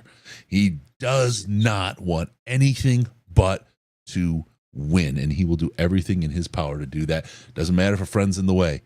He will make it. He will do it humanely. He will do it as a friend. He will do it with compassion, but he will make the move that he has to. Chris, let me ask you this. It came to mind, and I don't know the answer. I'm going to ask this, but you brought up how John Fox is on the team now, and I agree with you. He would certainly make the most likely successor. Do you think either intentionally or unwittingly, Dan brought that in with the thought that maybe it would impact AG to coax that urgency and performance out of him? That AG would interpret it the way you just said it, that, oh crap, my replacements feel like they got somebody legit now. I probably need to do a little bit better. Do you think that was calculated, or do you think that's just? And I don't know. I don't really have a lean on it. I wonder what you think about that. I don't think it was a direct shot like that, right? I thought it was, let's bring somebody else who's really, really smart and available in to do this. AG probably, like, I think anybody in that room in any of those jobs knows they're staring at the person that can take their job. Like where I work, I name my successor right away. Who's the most likely to succeed me if I were to move on? Right. And that's how they say it. But who should we replace you with if we fire you is the other way to look at that. Right. Succession planning and having a plan in the case that you get hit by a Greyhound bus, whatever happens. Right. If you're not in that seat, how do we know who should be there?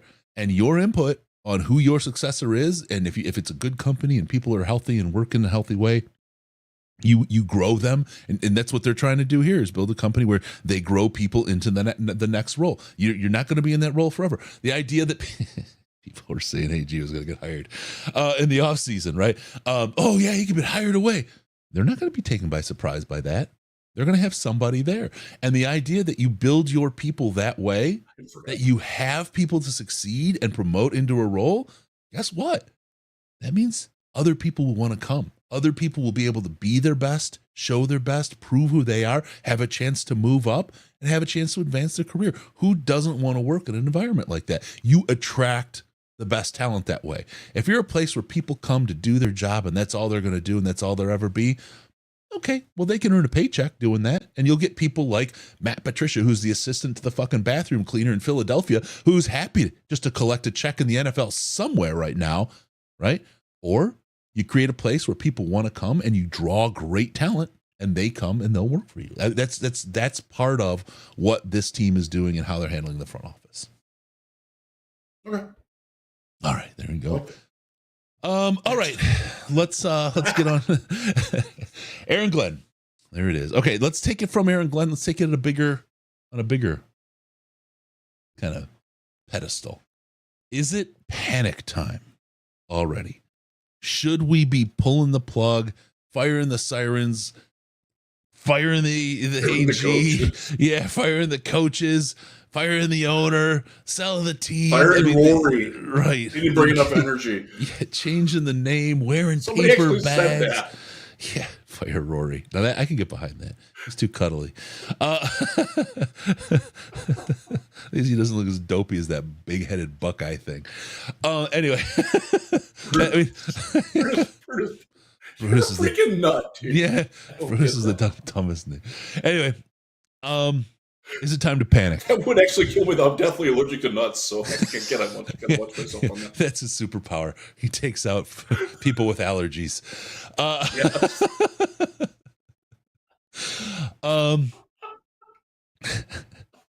Let's get this. Oh God, Jameson, you nailed it. I was gonna do that. I was gonna sing some Electric Six, Fire in the Disco, Fire in the Taco Bell. Is it time? Danger, danger. Should we panic? Riz? Naughty. I'll go back to what I said earlier. If you would have told me that we were 1-0, I'd have been like, phew, that's a great way to get out of these first two games.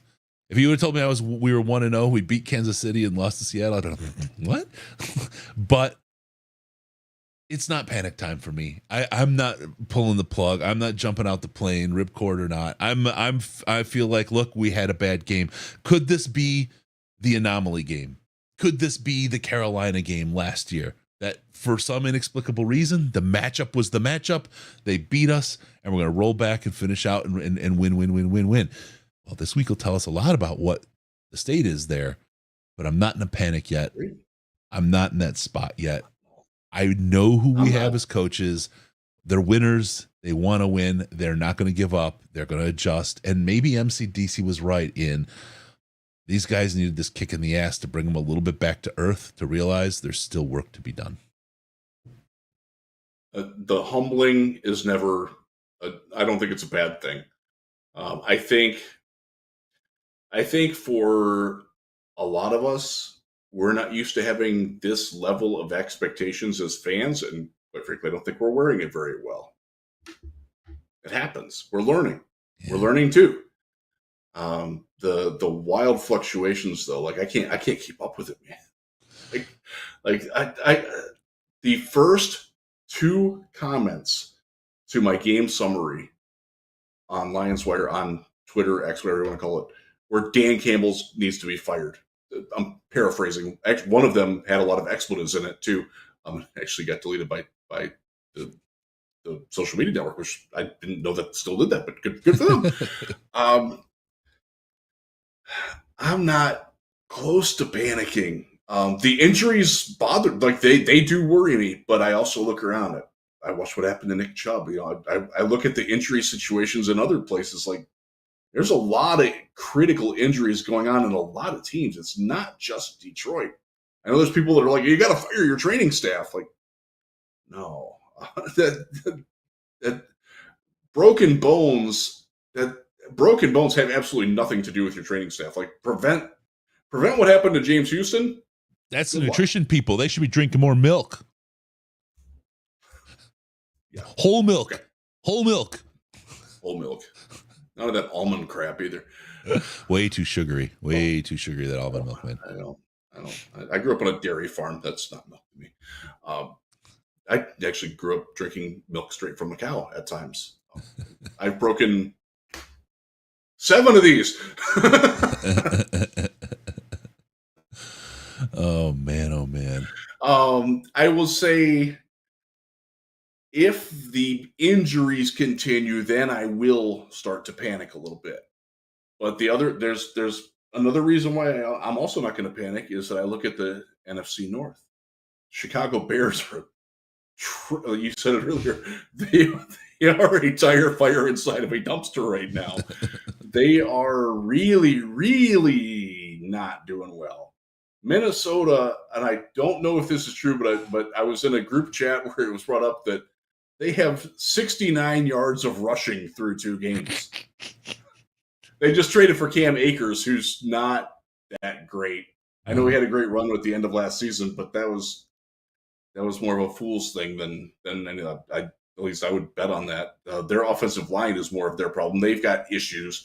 They're floundering through a rookie GM who doesn't really have a cogent plan, and I'm not terribly worried about them. They're going to outscore some teams. They might outscore us once even because they're loaded. I mean, the same matchup problems that Seattle presented, Justin Jefferson, Jordan Addison, TJ Hawkinson, who's having a great start. Like, yep. They're good. Kirk Cousins, good quarterback, leads the NFL in passing right now. Like, you got to give them that. they're dangerous, but I do think that the Lions are still, even in the dilapidated state we're at right now, better than them. Green Bay just lost a game to Atlanta. This coming week will tell us a lot about where we stand in that division. They gave up 446 yards to a team with a quarterback who doesn't throw downfield well.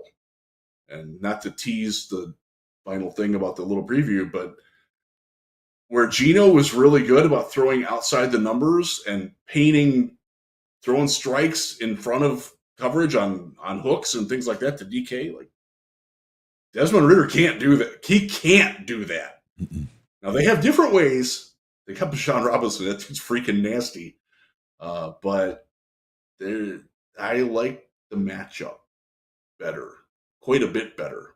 So I'm feeling if they lose this Sunday and it's a case of being out-schemed on defense and being – I don't want to say that the offense was out-schemed because they did put up 31 points, but I also think that the offense left some points on the field, obviously with the turnovers. I think if you eliminate that, and you lose to Atlanta and it's like the same sort of game script that we just saw, I'm not going to feel – now, if they come in here and beat us 27-10, then I'm going to start being panicky a little bit. I'm going to need some anti-anxiety meds or something, but I'm not close to worried about this team long term yet. No. Let's take this and move it to the next topic, as they say in France. I'm from a bad part of France. Looking ahead to the Atlanta Falcons, let's get right into it. I'm going to start. Two things I want to start with. First, there's something absolutely fantastic. I put it together. It's from Ash tomorrow. He breaks down how the Atlanta offense will attack the Detroit Lions defense. It's 20 of the best minutes of understanding football that you're going to see. He dives into how their offense works, what they do. You're going to walk away 10 times smarter than you are right now about what you're looking at. Goes out tomorrow morning. Check it out. It's Ash. It's our daily DLP. You guys, like I said, Ash, he's moved on from his antagonistic ways. We talked about it. I loved it. He started out, he was antagonistic. He was a little bit oh God, who was that guy, that comedian, Over the Moon or whatever the fuck that movie was, whatever. Andy Kaufman. Thank you. Yeah, little Kaufman-esque was what he was doing. I really enjoyed it because I thought he was fun. He was very much how I wanted to be often. He's like, yeah, that's just not. It's not who I am really, and it's not how I want to be, and I just want to kind of be me. And so he's kind of brought the real Ash out in the last week and 2 weeks, and it's really really good. It's really good. This breakdown tomorrow is killer. I'm just going to tell you, check out Ash's stuff. He's super super smart. And he does a great breakdown tomorrow. And if you think ahead and you're super strategic, right, you may be able to tell then what's coming out Friday. But two great pieces from Ash, and count on these coming more often because they were absolutely fantastic. All right, so with that, I want to start with that. We look ahead to the Atlanta game. The one thing that terrifies me more than anything else, Riz, that literally the final score, anything. The one thing that terrifies me the most about the Atlanta game is if Bijan has a good game against the Detroit Lions, because it is going to be an insufferable week. It is going to be a tire fire inside of a dumpster, inside of a dump. It's absolutely going to be the worst thing I think we've ever seen. After this week and people's responses this week to what we saw, I do not look forward to the response to Bijan running on the Detroit Lions. That's the one that would just murder my soul. Don H, these are the games we tend to lose. Yeah, these ones are hurty ones. We get a frozen Riz right there. I'm sure he'll be back shortly. He'll join us. So we're taking a look at it's the Gibbs versus Bijan game in a lot of people's minds. Look, Bijan is good. He's good. That's why he was there. But if you saw what you saw in Laporta, he's number 2 in the league behind TJ Hawkinson, and he's a 10th the price. So just the Laporta piece is a great re-up. We got good 4 years on him. We got a 5th-year option, I believe, actually, now that I think about it, on Laporta. Great. Love what I see there. Gibbs, we haven't even seen him get started. Yeah, Riz is really smooth looking there. I think we'll have to see what's going on with Gibbs and what he is and how the Lions use him. I think it's a lot more of how he's being used than what he can do, and it's the Lions' approach to somebody like that. The one thing that I think people need to know about is that Bijan, at this rate, running the way he is, I don't know if he gets a second contract. That is going to be just massive wear on this guy and this Atlanta team as they hit this rebuild state and try to kind of break out of it now. I think they're going to ride him a lot like the Lions rode Calvin, except at a running back position. And you know that when they ride a guy at the running back position like that, that takes him down. So I think Bijan is looking really good. He's absolutely seems to be worthy of his pick right now. But longevity. I did it again. Longevity. It's burned in my brain. I make it back for you to make up the word. I don't think longevity is going to be in his favor like it will with Gibbs. So, lot to see, lot to go on with. Riz, I was just elaborating on the idea while you had some popcorn being made that I'm terrified of Bijan having a good game. And I mean, if we react this badly to a loss after beating the Super Bowl champs, week 2 of the season, everything's on fire, burn it down. I'm terrified at what happens if Bijan has a good game. But that's how Atlanta's going to win. If they, speaking not of week 3, but in general, broad, right? Like they're designed to win by having Bijan go wide like that. That's kind of what they do. 70% of their plays, and this I'm stealing from Ash here, sorry. 70% of their plays were either run plays or play actions to Bijan. Yeah. That's how they're going to win. That's their plan. And Tyre Algier, whatever, I can never say his name right, and I should know that because I just should. Well, you published the pronunciation guide for the Slack this year. I did put that in there. I should probably look it up, huh? Yeah. He is the second least efficient runner in football this year. So it's clearly Bijan. And I know I assume that you got into the whole, we took Gibbs, so we're going to instantly compare Gibbs to Yes. I don't want to go down that road. Gibbs is he's not a fundamental cog of the offense the way that Bijan, by the way, Arthur Smith, and I think Dan talked about it in his press conference today, he's a really, really smart guy as an offensive guru. I'm not sure that he's a great head coach, but he's doing pretty darn well for himself. I picked the Falcons to win the NFC South, so I obviously have some respect for him. But the NFC South, role right? Yeah, okay. Exactly. You can win that at 8 and 9. I think 9 wins absolutely gets you that division. Because I don't think this Baker Mayfield magic's going to last in Tampa. It just doesn't. Seen that movie. Yep. Covered that movie a couple times. Don't. Glad I'm not covering it again. But Atlanta cannot work offensively without Bijan being their focal point. I think we've seen that the Lions offense works pretty well with Gibbs as one of several focal points. And asking him to be the focal point is probably not, first off, it's not why they drafted him. Right. Secondly, it's not, that goes away from what makes Jared Goff the good Jared Goff that we like. I think Bijan's going to go for probably double the yards that Gibbs does. And that's okay. Because that's, again, you're if you put Bijan in Detroit and you put Gibbs in Atlanta, I think things would be very different for both of them. Doesn't mean that I really down that road because I know that fans are going to do it and it worries me. And I don't necessarily blame fans for doing it, but at the same time, we got the most the first tight end in NFL history to get at least 5 receptions in his first 2 games with the bonus pick that we got for trading back. And Gibbs, I don't want to say that he's been a disappointment yet, but I think the lack of usage is frustrating. And I hope that we see a little bit more of that. The pass that he dropped, that was a really good play. Dude, think about it like this. Derrick Henry is let me put it this way. Taylor Decker is trash compared to Derrick Henry. Like total garbage. Like, how many yards has Decker's got? 1 touchdown, I think, in his career. Henry's gotten multiples, right? Way. I mean, come on. That's the kind of comparison people are making.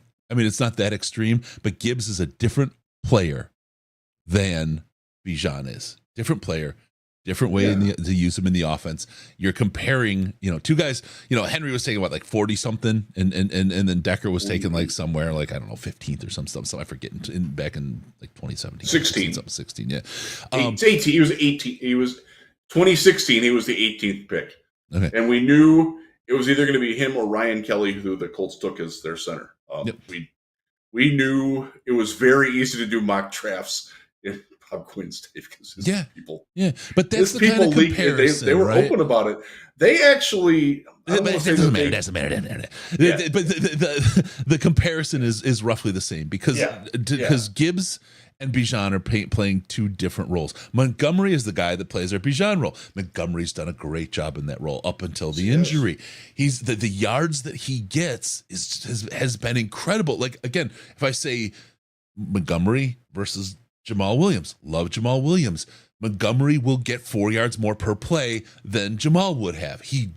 And we saw it until he got hurt this week. My guy could just you see these hands grabbing at him and they cannot get, and he's just bowling balling his friggin' way through. It's incredible. You cannot stop Montgomery. It's the kind of runner he is. Gibbs was there as a compliment to him. He was a weapon. He was something to turn this offense into something a little bit different. So I don't like the comparison. It's like, okay, now we got Montgomery and we got Bijan. That's cool. Well, we're a heck of a running team. Be great now with Montgomery hurt, but I don't think the 2 of them play together well in the offense. It is what it is. It's over. I think the Bijan talk should be over, and I don't think we need to worry about that comparison anymore. Now, I will say it would be a very nice week for Jamar Gibbs to have his breakout game. That would be nice. Yep. And it can happen. And the Falcons defense, by the way, they're pretty solid on defense. Yeah. They did a lot of things very well against Green Bay that I think will present some issues for Detroit. I think that's where Ben Johnson needs to have a good game. And I think that him having a good game is causational versus correlational. I never get that right, but whatever it is, where I think that Jahmyr Gibbs having a good game is a function of Ben Johnson having a good game against Atlanta. Did I say that right? Is it because, or is it one of the things? I think because is causation. I think Gibbs is the reaction because of Ben Johnson. Got it. I think the usage of Gibbs in this game will reflect more on Ben Johnson more than Gibbs does. Than Johnson does with Gibbs. Yep, I got you. All right, we got football. We got. At least share the popcorn, Riz. At least share the damn popcorn. All right, I would love to. Let's get outside of the running back lane. Let's talk about this game. What do you expect to see in this game? What do you expect to see from Atlanta? I expect a lot of 2 tight ends, 3 tight ends, run it down your face, naked bootleg action, some read option stuff from that, which I think attacks Alex Anzalone very effectively. I don't think it affects Derek Barnes all that well. I think Derek Barnes will be a very good defender against that. More Derek Barnes, please. Please give me more. Derek Barnes was phenomenal last week. It's overshadowed. That is he had a great point. game. Great point. Great game. 4 tackles on handoffs. Seattle gained 0, 1, 0, and 0 yards on those handoffs that Derek Barnes made a tackle on. That's pretty damn good. Yeah. He was dialed in. It bothered me when they yanked him for Rodrigo. It bothered me when they yanked him for Jack Campbell, who was good, not great. I think that Jack Campbell's speed in this game is what to sift through trash and make tackles is going to be imperative for this defense. Mm-hmm. I think you're going to see a lot more 3 linebacker looks from Detroit in this game. That's what you can do when your safeties and cornerbacks are hurt. Where's the strength of your defense now? It moves forward. You've got 4 linebackers. I know that most fans don't trust that. It moves forward at a time when it needs to. If you're playing defense against the Atlanta Falcons, you want to make Ritter work. You want to make Ritter because he's the weak point of that offense. He just doesn't have the experience. Now, look, I hate to go back to here. I hate to scratch old scabs. Matt Ryan's debut against the Detroit Lions. Oh my God! You could have gone in with that same mindset. You got 500 and some yards that game. I was scarred. Obviously, I still remember it. It's etched in my brain. Absolutely, just a horror show to watch that happen. But Matt Ryan, Desmond Ridder are different freaking quarterbacks. Look, Desmond Ridder's fine. I just don't believe in him. I think he'll be a Tannehill-ish kind of.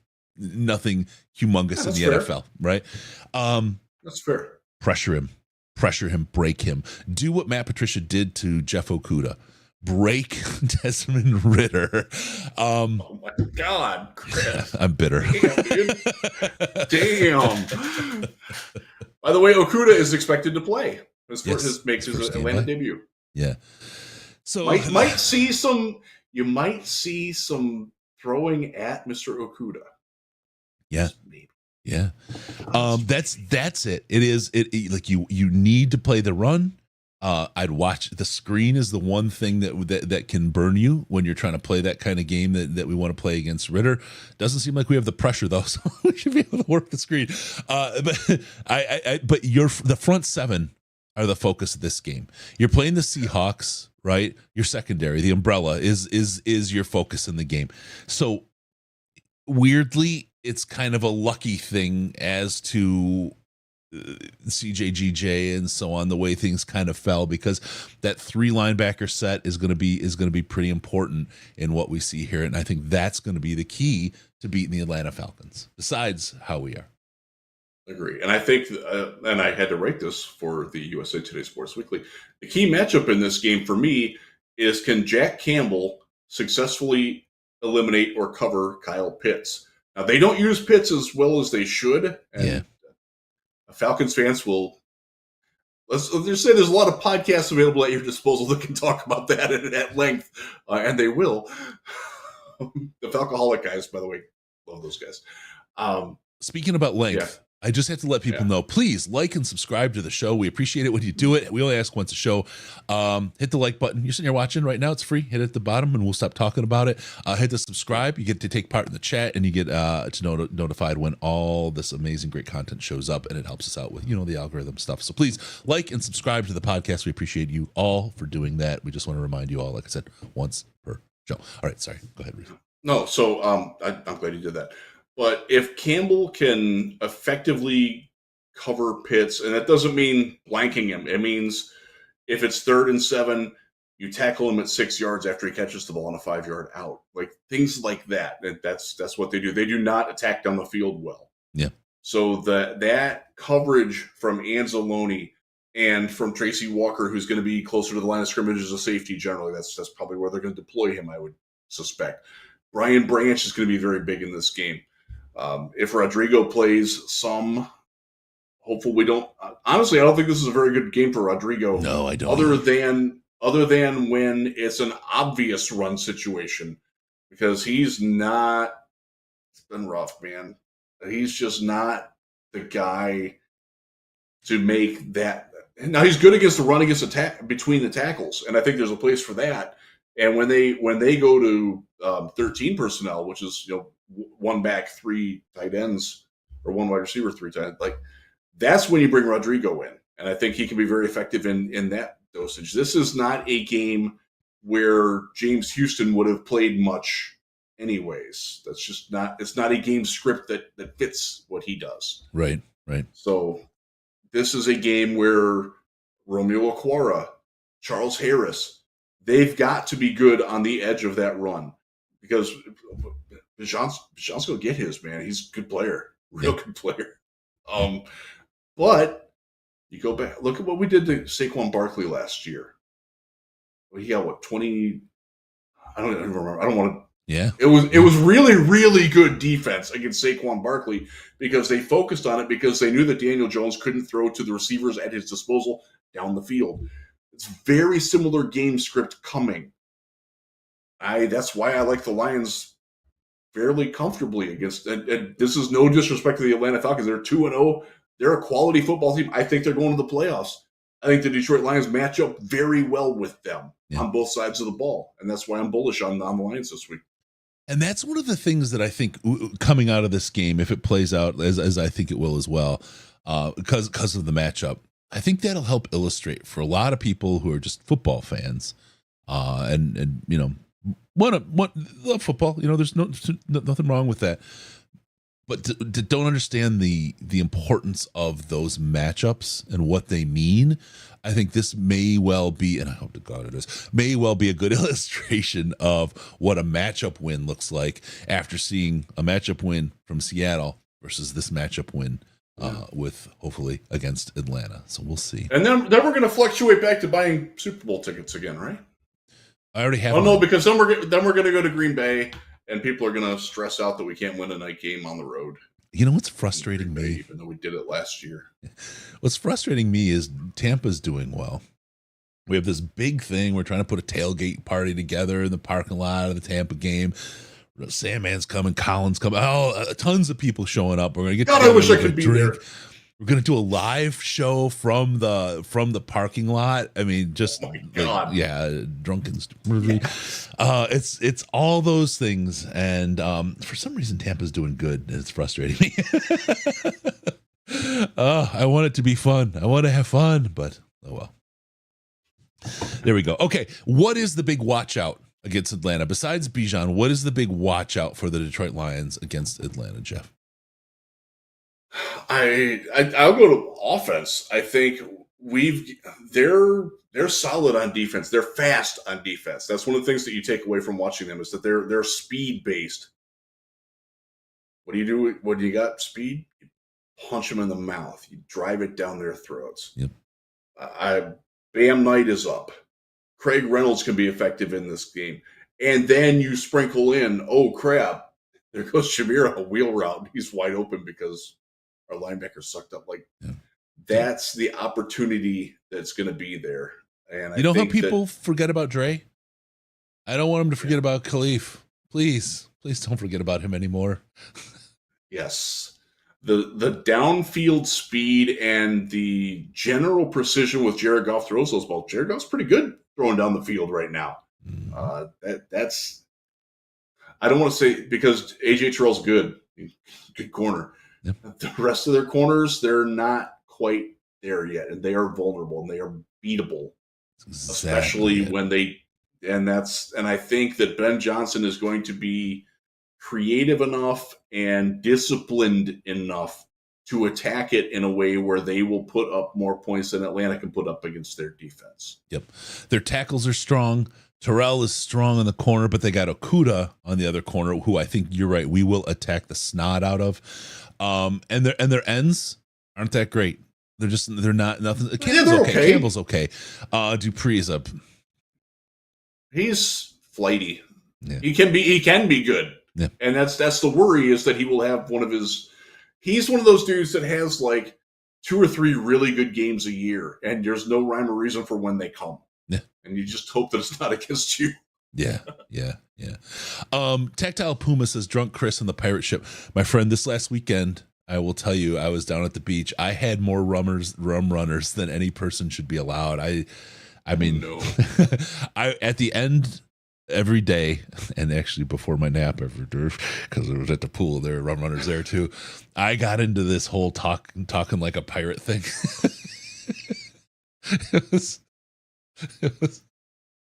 It was insane. Everybody around me was just absolutely dying. So yes, I will be drunk on the pirate ship. I shall board and take her over on the way to be ours today. Be Just fun. being drunk. I've been drunk for a while. Oh, Back to the Falcons for a quick bit. Caden Ellis is a really good blitzer, A-gap blitzer. Yep. Got to watch out for that. He's a linebacker, son of Luther Ellis, former Lion. yeah. You got to watch out for that. And Jahmyr Gibbs has not been good in pass protection. Yeah, Ellis. And I worry that that's a limiting factor in this game. And if you're not seeing a lot of Jahmyr Gibbs, Atlanta does blitz. They will bring it. They will do double A-gap blitzes with Ellis and with Troy Anderson. I think the Lions have to counter to that. I think Goff understands where his hot route and his outlets are, as well as any quarterback in the NFL right now. And I think he deserves a lot of credit for that. I think Ben Johnson also deserves a lot of credit for designing with Goff's input where Goff wants to go with that. Yep. And I almost want them to blitz him. I almost do, because I think that opens up a lot of things for Laporta. I think it opens up a lot of like backdoor routes. It could be a game where James Mitchell sneaks out. I think he only played 2 snaps the other day. I think you're going to see a little bit more of him in this game. Yep. And I like the matchup. And it doesn't mean that I think Atlanta's I think Atlanta's a good football team. Yep. I think they can win, but I think that the Lions, X's and O's on both sides of the ball. Lions right now, second best team in the league at stopping the run on first down. Who's first? The team that played Minnesota, which averages 0.8 yards per first down carry this year. And don't forget, we be at the top of the division, my friends. We can hoist the mainsail as the kings of the north. So I'm not worried. Now I'm going to go listen to some Ailstorm, which, if you're not familiar with Ailstorm, learn yourself some Ailstorm. Finnish folk band that plays drinking sea shanties as that's what they do, but they're metal. It's great. Yeah. Oof. All right, so Norway, Jose. Norway. Remember, don't forget about us on Patreon. Patreon.com/Detroit Lions podcast. Dear God. What have we done? Hop aboard the schooner to the Slack. You'll find your way to the 7 seas where you can touch Risden's booty. $5 a month in the Patreon gets you access to the Slack chat. You can touch Risden's booty. Patreon.com/Detroit Lions podcast. It's a great place to hang out. A lot of good people. Very, very intelligent chat.